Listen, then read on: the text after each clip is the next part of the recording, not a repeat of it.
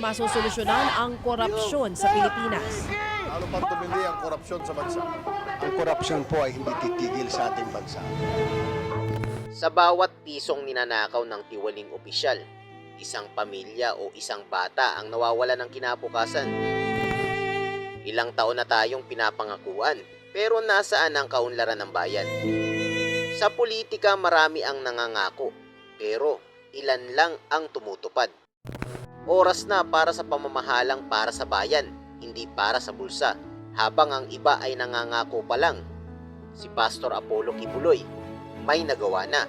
Kanyang isinusulong maunlad na bayan sa pamamagitan ng zero corruption. Ang totoong pagbabago, hindi lang sinasabi, ginagawa. Kung boboto ka ngayong eleksyon, doon ka na sa may nagawa na at may resulta. Kay Pastor Apollo C. Kibuloy, ayusin natin ang Pilipinas. Huwag ang sariling bulsa. Pastor Apollo C. Kibuloy, number 53 sa balota. Zero corruption, tapat na aksyon.